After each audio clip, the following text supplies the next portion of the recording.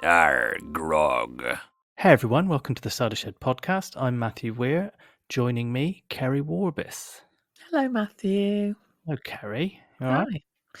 Yeah, it's nice and sunny here, and we're about to have a heat wave next week. Nice. We're just heading into the Saint-Jouan festival weekend here. So the festival itself will fall on Sunday, and everyone gets Monday off work. So I think I've showed you videos of this before. Everyone goes downtown, eats grilled sardines, parties in the streets, and hits each other on the head with plastic hammers. Yeah. Yeah. Yeah. I think you have mentioned this annually. Yeah. It looks a lot of fun. If more people knew how good it was, I'm sure they would come to Porto for that weekend. And those that come without knowing it's going to happen must wonder what the hell is going on. Do you fully immerse yourself in it, or do you shy away? No, I fully immerse. Normally out till about 5 or 6 in the morning. Someone else who had a bit of a party this week was Fallon. Let's have a little break and talk about it. We interrupt this episode of the Cider Shed podcast to bring you breaking Borsetshire news.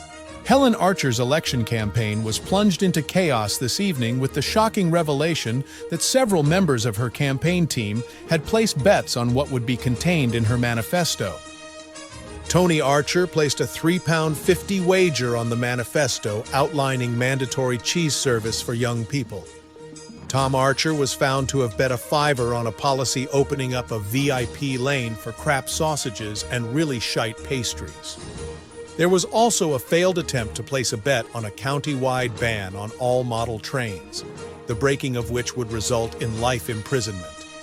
The woman, who has not been named, was only able to offer soup as currency and was removed from the bookies by security.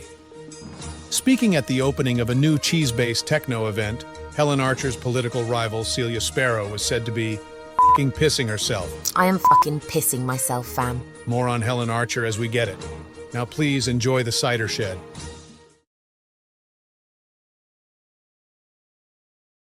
I tell you what, you wouldn't want Paul hanging around if you had the memory loss and the fear, would you?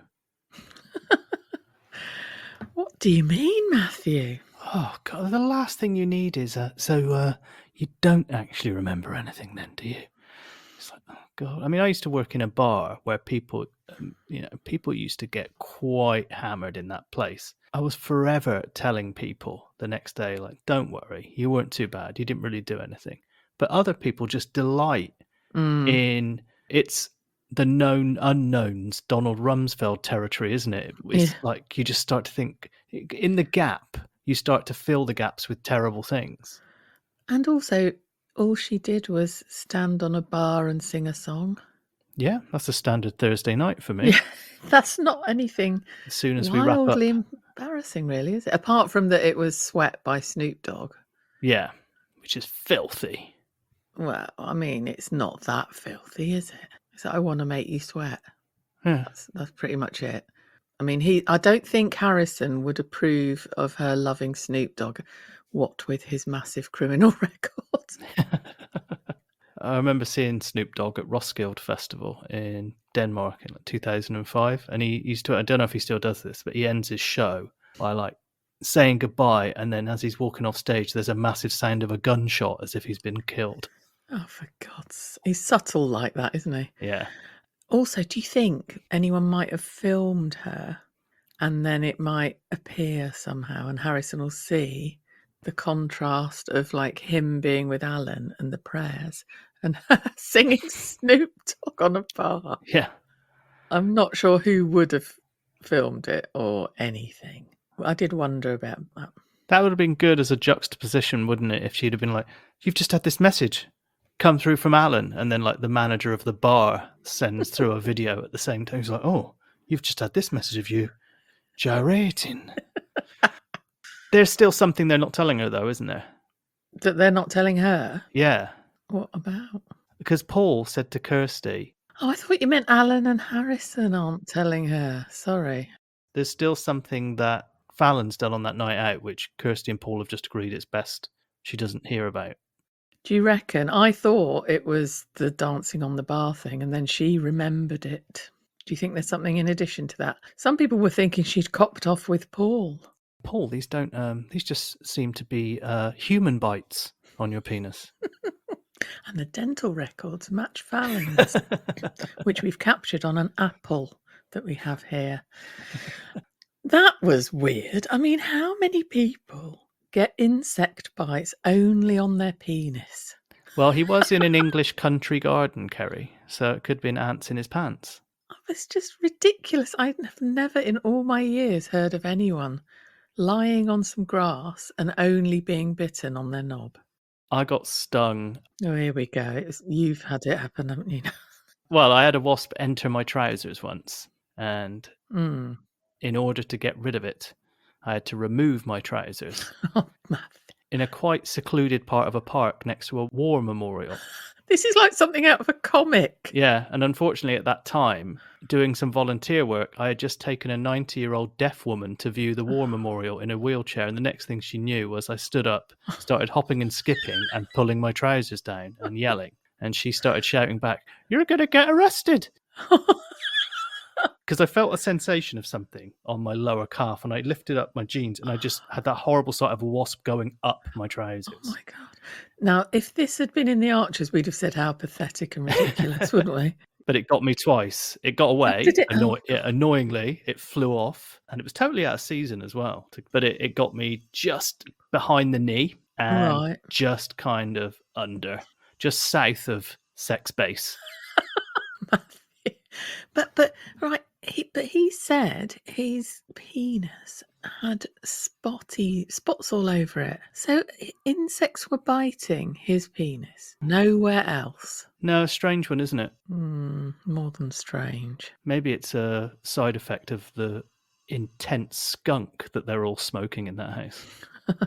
Because obviously everyone thought it was Etienne had passed on some sexually transmitted disease because Etienne's perhaps a bit more promiscuous than Paul. But no. Paul's a massive prude, isn't he? And he's now saying, oh, I really must have a chat with Etienne about safe sex. Has that not crossed your mind before, even with or without a promiscuity record? So is that the whole narrative from beginning to end? Is just he gets red spots, he goes to see Azra, he's worried about an STD because of the opening up of the relationship, and that's it now? Because that's 2 goes around for Azra this week, because she had Alice and Adam to contend with as well. God. With yet another like weird GP appointment that has an audience, and this one was inside a car. I like the way she sat on Adam's horn as she got in. Oh yeah, that was good because that does happen, doesn't it? She's like, "Oh, this is a nice car."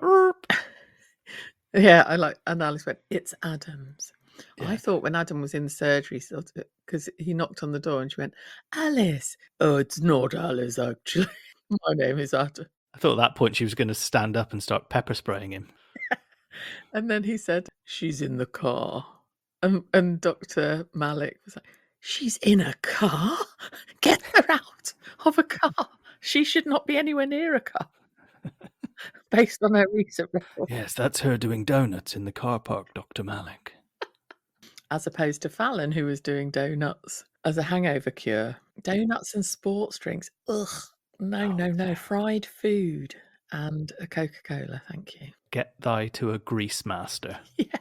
Adam, when he was on the phone to Tony, because Tony gave him some time off to take Alice to the doctors, and then the next thing, Tony's finding slacker George, who seems to be losing sleep, possibly because of the Alice guilt thing. Yeah. He's blaming it on Bartleby. Oh, I've been thinking about things. But Bartleby, that's it. That's Bartleby I've been thinking about. And Tony's like, that's nothing to lose sleep about. Tony's employees are just really shit, aren't they?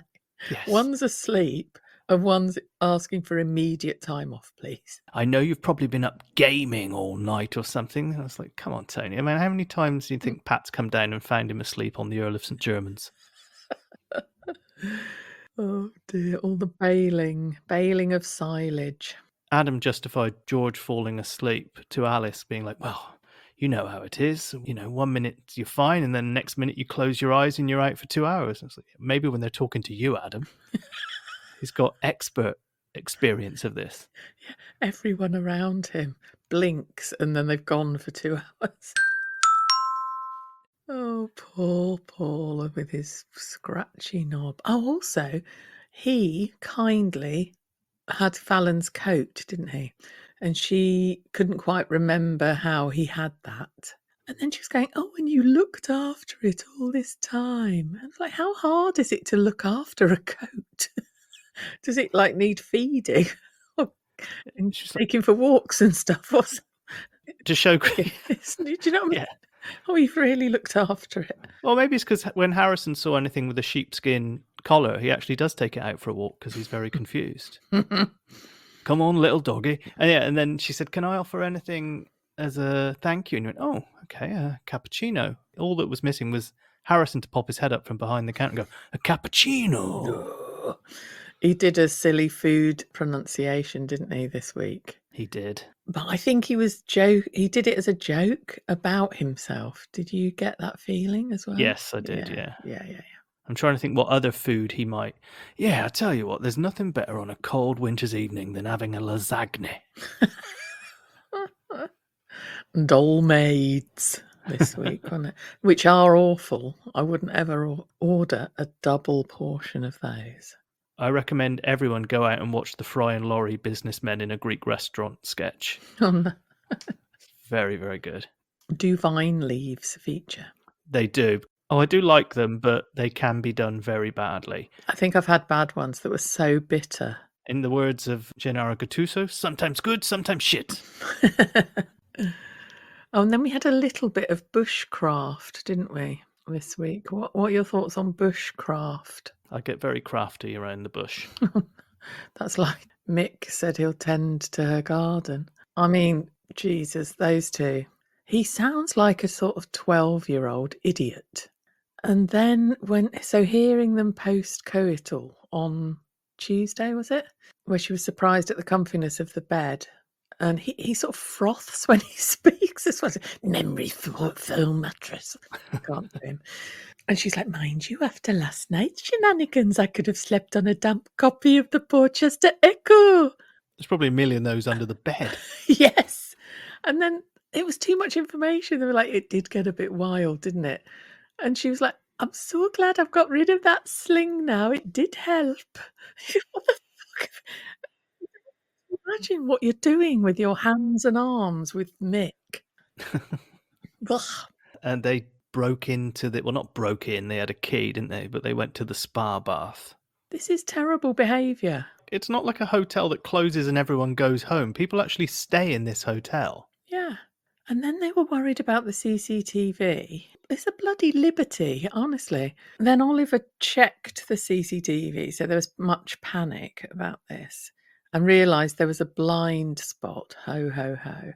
So having checked the CCTV, is it not very good because he didn't see them and what they were getting up to? I presume he just wiped the bit that covers that corridor, and that led Oliver to believe that camera's not working. The bit that covers that wasn't available. Oh, right. Okay. So Mick has purposefully done something so that they're not captured on the CCTV. Right. Okay. May I ask a question, Keri? If this was Brian and Joy nipping into the bath spa at night, would you be as annoyed? No. I wouldn't. It'd be hilarious. Best storyline in years. Yep. Yeah. Anything Mick does is awful. I was particularly annoyed on Wednesday. The episode opened with Mick giving Joy a twirl.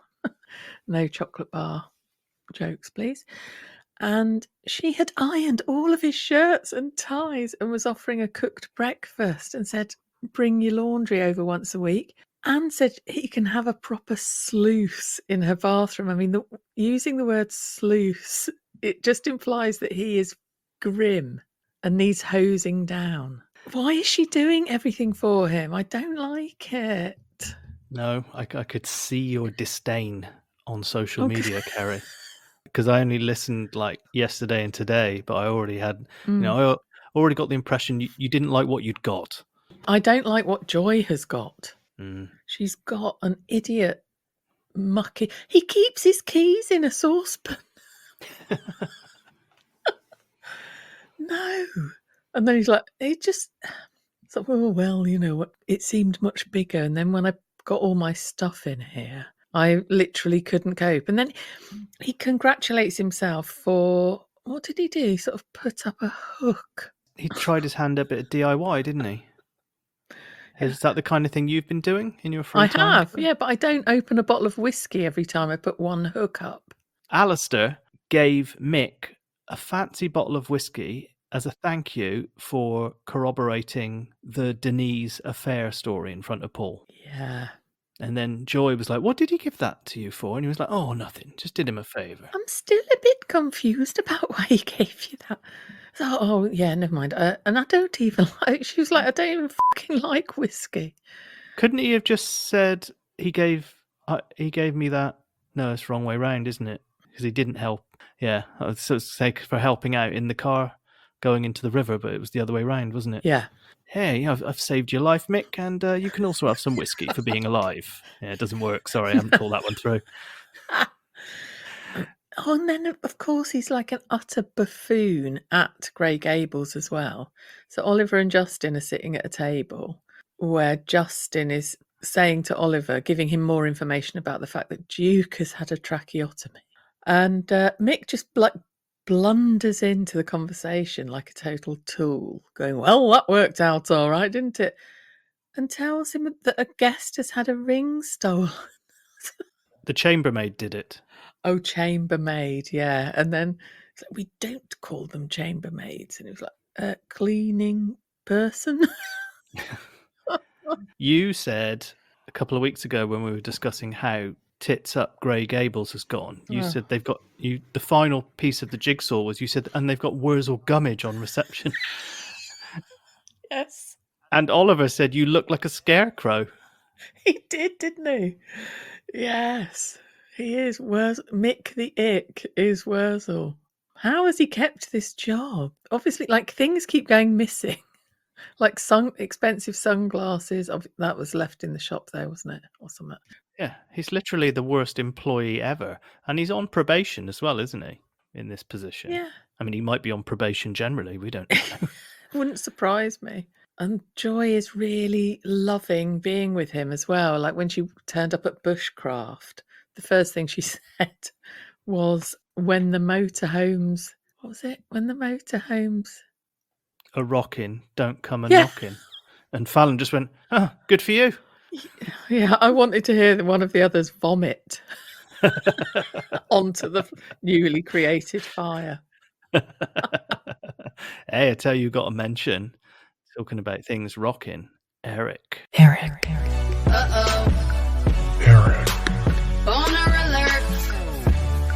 Oh, yeah. Kirsty said something about she only gets some action once in a blue moon or something, didn't she? She said, I only hear from him during high days and holidays. So she's getting a bit frustrated, is she? No, she mentioned a few weeks back that she accepts the parameters of the relationship. I mean, that bushcraft session, it was practically like magic, wasn't it? Some miracle occurred where, because Joy had made fire, she realised she wants to be more open with Mick, and Kirsty's going to put herself out there a bit more. I'm surprised Mick didn't come like scrambling through the bushes to look at the fire. He looks like he'd go on a quest for fire, doesn't he? Yeah, what, like a caveman? Yeah, with the tie around his head, like a bandana, Stig of the Dump style. Yeah, Stig of the Dump sprung to my mind as well. And then Fallon's miraculous realisation, due to making some bramble cord, was that she needs to sort things out with Harrison. No shit. Alan is just a major bollock dropper, isn't he? I loved how he managed to put his foot in his mouth even by texting at the wrong moment. Yeah. And then sending all the prayers via PDF. Yeah. Oh, they sounded dreadful, didn't they? Yep. Oh. Anyway, have you ever made bramble cord? I haven't. It's literally like making a cord. Because I'm pretty sure Kirsty said, have you ever made bramble porridge? Well, she said, right, now we're going to make bramble cord. Okay. And you gently peel the fibre up the length of the bramble, paying special care where there are side shoots. Once you've taken the whole thing off, you gently rub the thorns to remove them, and you're left with a useful fibre that you could use as it is, or that can be made into a 2-ply cord. Hello? Hello, Matthew. Badger! So I had to find that. Yeah, so there you go. Okay, I was upset now because I thought she said something like Bramble Podridge or something. It's something I couldn't make sense of, and I thought it sounded like a worker from one of the rival stables. I'm trying to think of a generator to create your horsey name. Might have to do that in one of the ads. Oh, that's a good idea. Yeah, where it's Carlotta, the one who's coming for the interview. yeah, from Saul Blakedown's yard or wherever. Oh, We've yeah. heard of him before, haven't we? Can't remember what her last name was. We've got that thing where Justin's like, here you are, G&T, some olives. How dysfunctional is it that whenever he does something nice, she knows immediately it's a fucking bribe? Yeah. Yeah, just making one drink and putting some nuts in a bowl. It's like, oh, he's up to something. Yeah. He's never, ever done that for me without needing something. What a vile situation. And then he managed to persuade her that what he was saying was correct. You know, no obligation basis in case of the worst outcome. He has the same mindset of the royals. Isn't it never apologise, never explain? It's not that thing about it's better to seek forgiveness than to ask permission. Either way, he's a twat, isn't he? Yes. Lillian was she did put up a bit of a fight, didn't she? Because she actually had a bit of a sensible head on going, we can't just sack Alice because she has an illness. And if she had asthma, for example, we wouldn't be having this conversation. But then she proceeded to go over the technicalities of how she could fire. I know. Carlotta Mayfield. I thought it was an M, but yeah, okay. Yeah, because she was about to be interviewed when Alice appeared. But luckily, you've got no filter Jacob, who just puts his massive foot in it anyway. Because the verb tense gave it away, didn't it? He used the present perfect. He said, "You've been a good stable manager," which basically suggests until now. Yeah, because he didn't know how to cope when Alice was complimenting him. You've been a good friend. You're a great vet. He said, any replacement will have big shoes to fill. Big posh hunter boots to fill, Alice. And then she was just like, what? What do you mean? A replacement? I really wanted like a hair-pulling cat fight in the middle of the stable yard with all the horses coming to the gate windows. Are they windows? Just to the gates going, yeah, come on. Not that horses only speak on our ads, obviously. Yeah, he did say, he said, you've been a great stable manager. Yeah. Any replacement will have big shoes to fill. Yeah, if your boss ever says you've been a good employee, the next thing is get your fucking cards. Yeah, you're out. But they can't possibly do this, can they? I would not doubt that Justin is already looking into it. Lillian sent out that circular email saying sorry to all the customers. He was like, no, don't do that. Opens you up to litigation. Yes, and about the Alice thing, he was sort of chuntering about like, oh, it was much easier to sack people back in the day. He's not a fan of workers' rights, is he? No, I think we need some kind of horsey lawyer socialist company to set up in Ambridge to protect them all. Are you in danger of being unfairly dismissed from your equine position? Then don't worry. Lefty Horse Lawyers for You are here to provide full-blooded socialist protection for your horsey job. On our watch, no comrade will be sent to the knacker's yard. Lefty Horse Lawyers for You provide a full range of anti-capitalist services for all people working with animals. You hear that, Paul? We've got you paid sick leave while you clear up that itch downstairs. Thanks so much. Don't mention it. Oh, and each successful client receives a free piece of leftist literature to take home. Have you read Marx on socialism, Paul? No, but I've read Marx on my willy. Lefty Horse Lawyers for You. Horsepower to the people. Not Shula, though.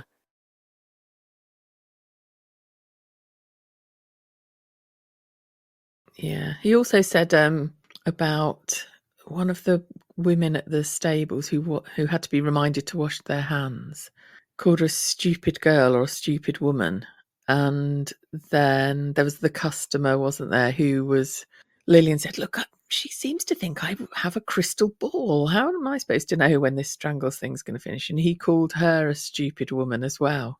And I thought, like, is this misogyny on his part, or is it just like you would say, oh, stupid man or stupid woman? I just noticed it and thought maybe it's because I don't like him that I'm over judging. Not sure. They were talking about Joanne as well. Jakob was saying, she's very good, but she knows exactly where her responsibilities end, meaning like she's not going to do anything over her pay grade. Yeah. When these toffs are paying her a pittance. Well done, Joanne. And of course, she hasn't got a microphone either, so you can't really promote her. Yes. But it seems that the stables are perhaps back on their feet because Strangles has been contained. I mean, Duke might have something else to say about that with his tracheotomy. Imagine doing a tracheotomy on a horse. Trying to think of a joke. He just needed some elbow room, didn't he? I thought, oh, go on, Jakob. He wasn't fazed at all. I know it's all made up, but, I was rooting for him. You were saying that Mick gave Joy a twirl, but with Chris and Alice, not only are they watching her alcohol intake, they're also kind of rationing her chocolate because she said she was going to see Chris and Martha, but that was going to give her a bit of a boost. Oh, very good, Matthew. What did you think of Adam sat there with Alice? Two things I'm really surprised about, which doesn't seem representative of the state of the country, as I see it. Doctor's appointment very quickly, also the court appearance very quick as well. Yeah. Adam. Well, it was quite funny when Tony snapped at him. I know this isn't what you've just asked about, but this is like, you ask one question. This is like, I really like that question you just asked me, but can I just turn it into why I don't like Adam? Here's my answer to something else. The bit like he was trying to be really helpful, wasn't he, to Tony? Like, hey, it looks like that's all ready for bailing. Would you like me to help? And he went, no, I would not. But he was really annoyed with George, wasn't he? He was, yeah. But Adam at the doctor's, I mean, Alice sort of demanded that he took her to the police station immediately. And he quite kindly, we have to say, dropped everything to do that. So that was well done. But then when he was talking to Alice about, like, come on, it's me. You can tell me. You've just had some booze in that bloody toilet, haven't you? No, yes, a miniature. Or it could just be people go swivel-eyed when Adam's talking to them. Yes. Yeah, how much have you drunk? You seem to be not only falling asleep. I like his tactic of saying to her, Alice, you don't want to go to prison, do you? You can't drink there. There aren't any bars in prison. Oh, there are bars in prison, actually. On the bloody windows. That's how they stay in, Keri. Yeah, Alice is like, oh, I heard there were loads of bars in prison. Oh, no, that's Kirsty.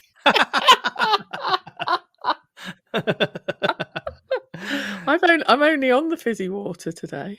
This whole thing with Kirsty as well. This bush trial thing, whatever. Oh, yeah. And Joy was saying that I can whip up a 3-course meal now with 2 twigs and a bit of string. That's what Ruth serves up every Tuesday. She thinks that is a 3-course meal. That's Christmas dinner. So she's ironed all of Mick's suits, so he now looks shiny.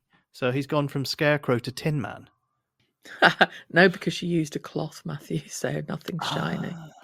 A wet is that cloth. what she did? That was for the ties as well. You know how people, sometimes their ties look a bit shiny because they're over ironed. I'm sure all of your ties are very lovely, Matthew. I bet you own one or something. I think I've got about 3, but they rarely come out. Is it funerals and I'm trying to think of what else you would wear a tie to? Weddings, maybe? The last time I wore a tie probably was a funeral, yeah. Oh, I didn't mean to bring you down there. No, that's all right. It's all right. It's just I've got some black numbers, but the last tie I wore was a Celtic thing to a funeral, so in honour of the great man. But let's have a look down the list. Paul's Knob, Fallon and Harrison, Alice in the Stables, Mick and Joy, and Bushcraft. Oh, I'll tell you what we haven't done, though. Adam suggested a miracle medication. And then when the doctor said, oh, we don't do that anymore, he said, give her MDA then, please. MDMA? Oh, MDA? So MDMA. MDA. Yeah. What's an MDA? Is it a master's degree? That'll cure her. No, I just love that he suggests MDMA as a sort of helpful. Yeah. Or failing that, she likes a bit of DIY. What about a bit of MDF? Yeah, I think she needs to spell it MFI. Azra said, well, MDMA, they only let you do that in certain trials. Well, she's up for drink driving. Pop a couple before she goes in. Oh, yeah. What? And her 2 charges were drunk in charge of a vehicle, was it? Yep, Dangerous driving? I think so. Have they investigated anything? Have they even sort of said, well, 4 times the blood sample was 4 times over the limit as well? Can you actually physically drive if you're 4 times over the limit? Where is this revelation going to come from? Yeah, exactly. The court case is Friday, isn't it? Supposedly. Maybe George will just run in to the courtroom. I had the fruity cider. It's me. Well, Keri, it's Friday. I'm never going to mock Harrison's pronunciation of lasagne again. Isn't it funny that there one just appeared? Sounded absolutely disgusting, by the way. Yeah, absolutely boke-inducing, isn't it? I don't think I could eat all of that at all. No, or would want any of it, really. Not a massively sweet-toothed person. But you do like cherry brandy. Oh, yeah. That's very sweet. It's got brandy, though, as part of it, hasn't it? Okay, all right. So the whole Harrison-Fallon thing seems to be wrapping up, doesn't it? Yes, very neatly, and all because of bushcraft. He was in the tea room. She said, look, I was going to save this, but I'll give it to you now. I thought she was going to bring out a cake in the shape of a baby. Oh, no. A peanut butter baby. Have you seen those like kind of terrifying things that people make, but like they mold a baby out of mincemeat and then bake it in the oven? Yeah, well, there's all sorts of shite on the internet, isn't there? Yes. Including us. Yeah.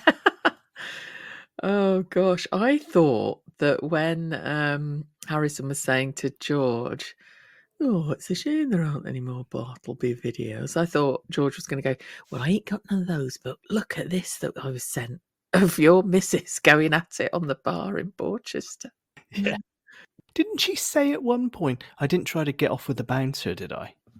Yeah, I know, as if that's something that she's quite used to doing. Yeah, a bit strange, isn't it?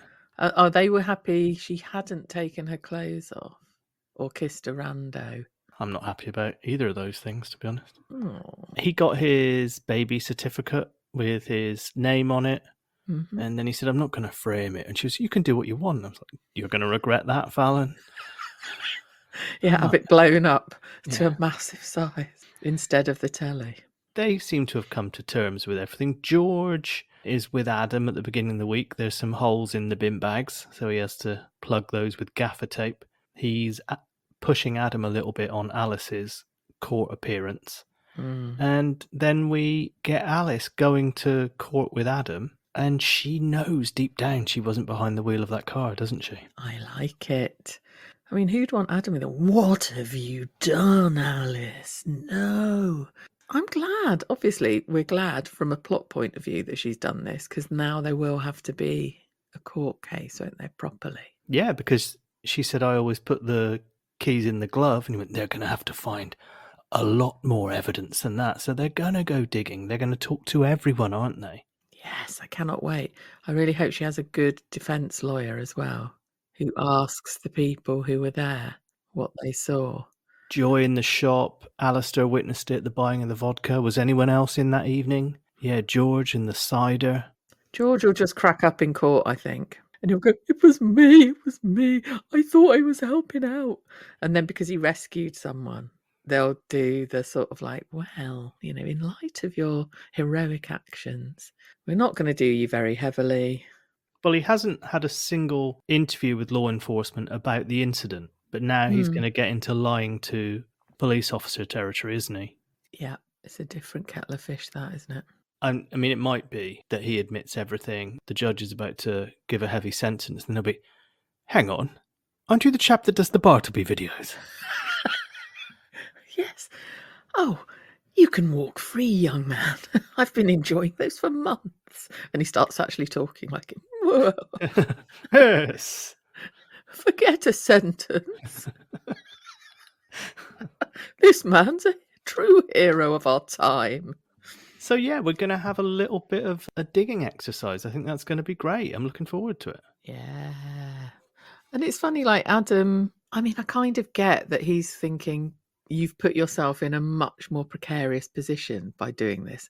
But what he's got no element of within him of thinking maybe she didn't do it and supporting her, has he? He's written her off. Yeah, I'm thinking eventually doubts are going to creep into people's mind. I think essentially what you've got is someone who is determined that she knew what her order of behavior was because it was so programmable when she was drinking versus everyone else going, yeah, but you're drunk. You don't know what you were doing. Mm-hmm. Oh, it's going to be good. I mean, Mick's car can't be used as evidence because it disintegrated the moment it entered the river, didn't it? But maybe. What kind of old banger do you think he was driving around based on his living standards? Oh, I know. Well, we have spoken of this, haven't we? It's like gone from like a Robin Reliant to a Capri to God knows what. But maybe this is where the Ring doorbell footage stuff comes into play. I know there isn't any by the bridge, but on the roads approaching the bridge, if there are houses, there might be evidence on that footage of how many people were in cars and who was sitting where. Wouldn't be the first person to come undone by Ring doorbell evidence. Yes, this is true, Matthew. All right, let's take a little break and then we'll talk about our listeners and our socials. Are you getting left behind in the race? Feeling unstable? Have you considered that your shortcomings might be down to not having a horsey enough name? Why don't you let the horsey name change company take the reins? Listen to our satisfied customers. I used to lack confidence at social gatherings. Now I'm a whiz at parties and have a banging OnlyFans. Constantine Crumple Tits. Little Cockley.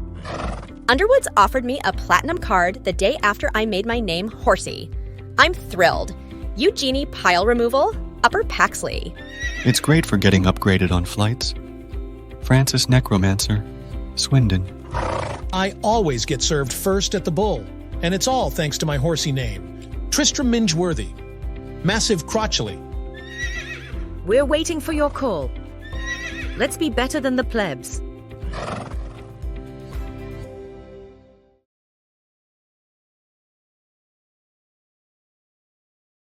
If you're a patron of the Cider Shed, you will have enjoyed us going back to May 2015, Ed and Emma's wedding, in the episode Goodwill Bunting, because Bunting got a mention, didn't it? Yeah. As did Stefan. It's all there. Entering Patreon. Charlie said to him, well, it has to be one of the managers, Raf, Becky, Rob, David went, Gerson. It's crazy. It's such a dangerous thing to do. What sort of a person would take such a stupid risk? Didn't Charlie and Adam sort of cop off? Yeah, when he was pulling him off, I think. Will missed a few tricks with his best man speech as well, didn't he? He could have been like, I remember at the pen night for our wedding. And David's line of defence should have been to the entire family that the only reason he didn't sell the farm and stayed at Brookfield was because he heard the ghost of Phil speaking to him through the wind. Do you remember? God. Oh, God. Exactly my sentiment. Oh, God. And I don't think that happens very often, does it? Where they come back in some sort of spirit form, haunting the mind with memories. Well, I'm holding out for Otto. Here's how it is, Kenton.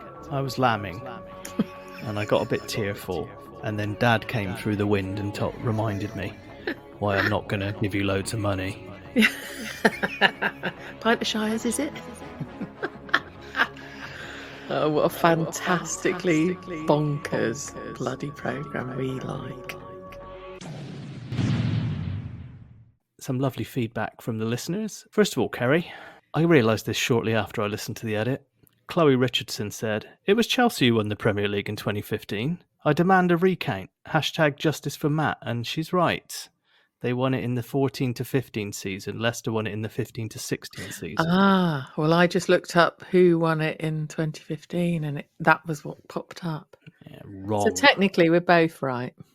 No, they won it in 2015, and I should have known that on the spot. Well, I did answer correctly, actually. Yeah, you did. I'm sorry about that. That's all right. Pat Brown remembered when Leicester won it. Gary Lineker appeared on Match of the Day in his undies. No one needs to remember that. Pat. Rob said Molly Button was born in 2001 and George in 2005. So she is a few years older than him. She would have been about 14 at the time of the bird competition. Okay. Mm-hmm. Thank you for that clarification. Angela said, does Keri know that birding is a double entendre? I'm going to Google that now, Keri. Is it to do with birds being women? I don't think so. Shall I put birding into the Urban Dictionary quickly and see what I get? Okay, birding. If you've got young children around, probably now is the time to get them out of the room. Oh my God. Yeah, well, I'd just say put it in yourself. Oh, I see. Yeah, have you looked it up? Jesus Christ. Yeah, I anyway. don't think I'm going to say what we've just found there, but do feel free to have a look yourselves if you're that way curious. You're going to say, do feel free to have a go. And send us your picture. Yeah. Don't. No, don't. Keri, don't ask for that. You know there's some strange people out there on the internet. Not from our Patreon supporters, I don't think. Angela Radicha, shame on you. We were very innocent. We didn't know that. Yeah, hilarious. Viv said, thanks for this and for the tips on poaching eggs. Yeah, Keri is a staunch, never poached an egg, never will. Jessa North said, the Brookfield B&B talk made me think of Kath and Kim. B for boring. Have you ever seen Kath and Kim? Yes, but not recently. I should revisit, really. I watched it as it was happening in Australia, so it was a lot of buzz about it then. It was great. Yasmin said, speaking of all things Australian, that was great, thank you. Can we review one with a spectacular death in it? Oh, yeah. Like Nigel falling off the roof, because that would be fab. Yes. What other spectacular deaths have there been? On that subject, Mandy Mack said, I friggin' love Tom Petty. Sorry, Nigel.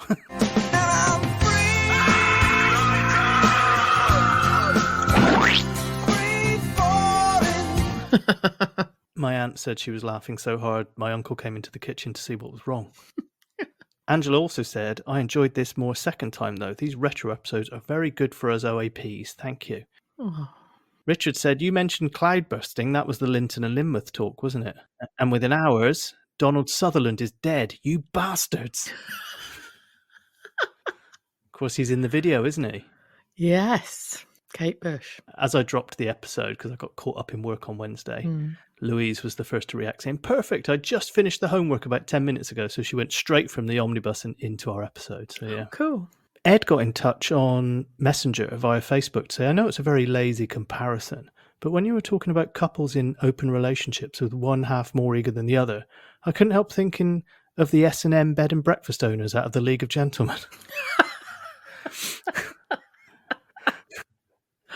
Oh, that was a good episode, wasn't it? Also, are Ed and Emma the tree surgeon's answer to Vet's Mr. Chinnery?